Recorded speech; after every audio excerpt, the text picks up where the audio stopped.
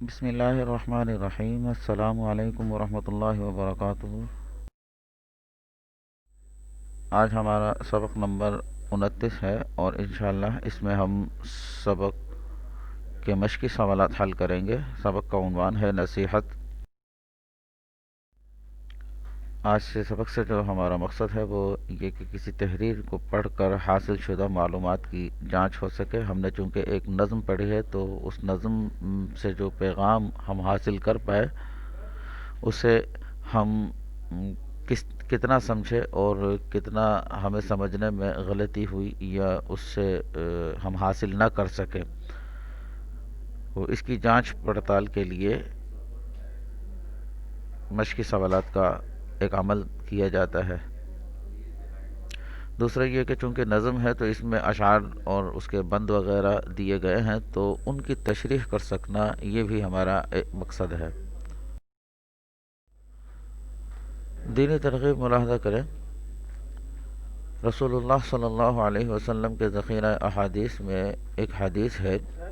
آپ صلی اللہ علیہ وسلم نے ارشاد فرمایا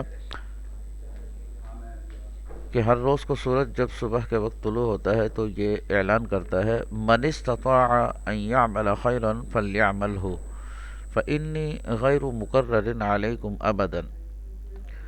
ترجمہ اس حدیث کا یہ ہے کہ آج اگر کوئی بھلائی کر سکتا ہے تو کر لے، آج کے بعد میں پھر کبھی نہیں لوٹوں گا۔ اللہ اکبر۔ حضرت امام شافعی رحمۃ اللہ علیہ فرماتے ہیں کہ بزرگوں کی صحبت سے یعنی ان کے ساتھ بیٹھنے سے، ان کے پاس ان کے قریب رہنے سے مجھے دو باتیں معلوم ہوئیں۔ ان میں سے ایک بات تو یہ ہے کہ الوقت سیف اقطعہ والا قطعک، کہ وقت تلوار کی طرح ہے، آپ اس کو کسی عمل میں کاٹیے ورنہ یہ آپ کو حسرتوں میں مشغول کر کے کاٹ دے گا۔ اور دوسری بات یہ ہے کہ آپ اپنے نفس کی حفاظت کریں، کیونکہ اگر آپ نے اسے اچھے کام میں مشغول نہ رکھا تو وہ آپ کو کسی برے کام میں مشغول کر دے گا۔ اس حدیث کا اور امام شافعی رحمۃ اللہ علیہ کی ان دو سنہری نصیحتوں کا حاصل یہی ہے کہ ہم اپنے وقت کو اچھائی اور بھلائی کے کاموں میں لگائیں اور اسے غیر ضروری باتوں میں یا بری باتوں میں، برے کاموں میں لگا کر ضائع نہ کریں اور اس کی حق تلفی نہ کریں۔ اللہ تعالی ہم سب کو وقت کی قدر کرنے کی توفیق نصیب فرمائے۔ سبق کی طرف آ جاتے ہیں۔ مشقی سوالات ہیں۔ سوال دیا گیا ہے۔ سوال نمبر 1، اللہ تعالی نے ہمیں دنیا میں جو نعمتیں عطا فرمائی ہیں ان میں سے 5 نعمتوں کے نام لکھیے۔ ہر آدمی بخوبی اس کو بیان کر سکتا ہے۔ یہاں ایک نمونے کے طور پر جواب دیا جا رہا ہے کہ اللہ تعالی نے ہمیں اس دنیا میں بے شمار نعمتیں عطا فرمائی ہیں۔ کچھ نعمتیں یہ ہیں: ایمان، والدین، زندگی، رزق، سیدھا راستہ، اور اس کے علاوہ ہزاروں نعمتیں ہمارے اوپر ہیں، ہم کچھ بھی لکھ سکتے ہیں۔ سوال نمبر 2 ہے، بچپن میں ماں باپ نے ہمیں کس طرح پالا؟ جواب اس کا یہ ہے کہ ہمارے بچپن میں جب کہ ہم اپنا کوئی بھی کام خود نہیں کر سکتے تھے، ہمارے والدین نے ہماری ہر ضرورت کا خیال رکھا اور زندگی گزارنے کے طور طریقے ہمیں سکھائے تاکہ ہم صحیح معنوں میں انسان بن سکیں۔ غور کیجیے گا، یہ چونکہ نظم ہے اور نظم میں اس طریقے سے سوالوں کے جواب نہیں ہوتے بلکہ اس نظم میں جو پیغام دیا گیا ہو اس سے جوابات اخذ کیے جاتے ہیں، نکالے جاتے ہیں۔ تو یہ ہم نے کچھ کوشش کی ہے، آپ اس سے اگر بہتر کر سکیں تو یہ بہت زیادہ کامیابی کی بات ہوگی۔ سوال نمبر 3 ہے، ماں باپ کی اطاعت کرنے کے کیا فائدے ہیں؟ کوئی 5 فائدے لکھیے۔ جواب اس کا یہ ہے کہ ماں باپ کی اطاعت کے تو بے شمار فائدے ہیں۔ یہاں 5 فوائد لکھے جا رہے ہیں اور ہیڈنگ اس طرح ڈالیں گے: ماں باپ کی اطاعت کے فائدے۔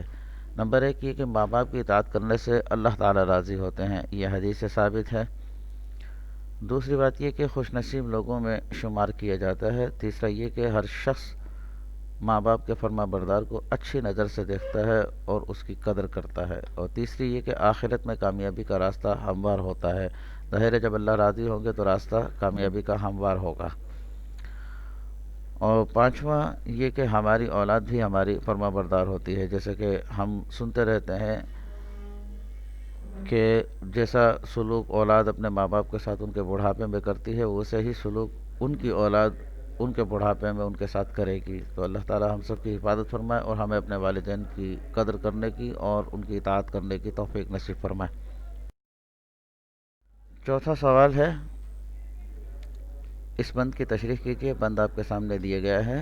انہوں نے جہاں بھر کی محنت سہی، زمانے کی بیگار کلفت سہی، تمہارے لیے ہر مصیبت سہی، پڑی جو بھی دن رات آفت سہی، کبھی دل نہ ماں باپ کا توڑنا، اطاعت سے ان کی نہ منہ موڑنا۔ تو اس میں کچھ الفاظ ہیں مشکل جو آپ کے سامنے آج کی پریزنٹیشن میں بھی آ جائیں گے، اور اس سے پہلے ان کے معنی بتائے بھی گئے ہیں پچھلی پریزنٹیشن میں۔ ایک بار دوبارہ اس کو ملاحظہ کر لیجئے۔ بیگار مانا مفت یا بلا معاوضہ، کلفت تکلیف کو کہتے ہیں، آفت مصیبت یا پریشانی۔ یہ تین چار الفاظ تھے جو آپ نے اس سے پہلے پریزنٹیشن میں دیکھ بھی لیے تھے، اور آج دوبارہ اس کی دہرائی بھی ہو گئی۔ تشریح لکھنے کا طریقہ یہ ہے کہ پہلے اس کا حوالہ دیا جاتا ہے۔ حوالہ دینے کا طریقہ یہ ہے کہ یوں لکھیں گے، یہ بند ہماری درسی کتاب میں موجود نظم نصیحت سے لیا گیا ہے، اور اگر اس کے شاعر کا نام معلوم ہے تو وہ بھی یہاں حوالے میں ذکر کیا جاتا ہے۔ فی الحال آپ اسی پر اکتفا کیجئے، اور اس کے بعد تشریح کی ہیڈنگ ڈال کر اس سے جو مطلب اور مفہوم آپ سمجھ پائے اسی کو تشریح کا نام دیا جاتا ہے۔ کہ اس بند میں شاعر یہ سمجھانا چاہتے ہیں کہ ہمارے ہر قسم کے سکون اور راحت کے لیے ہمارے والدین ہر قسم کی محنت اور مشقت برداشت کرتے ہیں۔ اس دوران کوئی بھی تکلیف جو ان کو پہنچتی ہے وہ سہ لیتے ہیں، برداشت کر لیتے ہیں۔ سہنا، برداشت کرنا، اس کا تقاضا یہ ہے کہ ہم کبھی بھی ان کا دل نہ توڑیں، یعنی جب وہ ہمارے لیے ہر قسم کی محنت کرتے ہیں، مشقت اٹھاتے ہیں، تکلیفیں برداشت کرتے ہیں، تو ہمیں بھی ان کا دل نہیں توڑنا چاہیے اور کبھی بھی ان کی نافرمانی نہیں کرنی چاہیے۔ یہ تشریح جو ہے وہ اس بند کی آپ کے سامنے ہے۔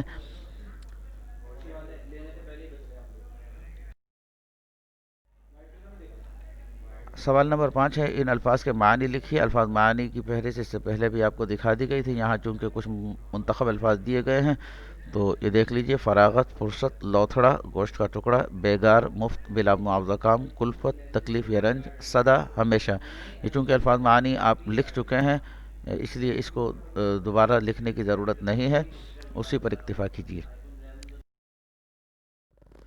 اس کے ساتھ ہی ہمارا آج کا سبق بحمداللہ تعالی ختم ہوا۔ اپنا ہوم ورک ملاحظہ کر لیجئے۔ تمام جو سوالات آپ کو لکھوائے گئے ہیں 1 سے 5 تک وہ اپنی کاپیوں میں لکھ لیجئے۔ دوسرا ہے کہ یہ زبانی اس نظم کو یاد کیجئے۔ اور تیسرا اور آخری کام یہ کہ سوال نمبر 7 میں املا دیا گیا ہے، غلط املا کے ساتھ الفاظ لکھے گئے ہیں، اس کی مشق کیجئے، انشاءاللہ تعالی کل اسے حل کیا جائے گا۔ جزاک اللہ خیرہ، والسلام علیکم ورحمۃ اللہ وبرکاتہ۔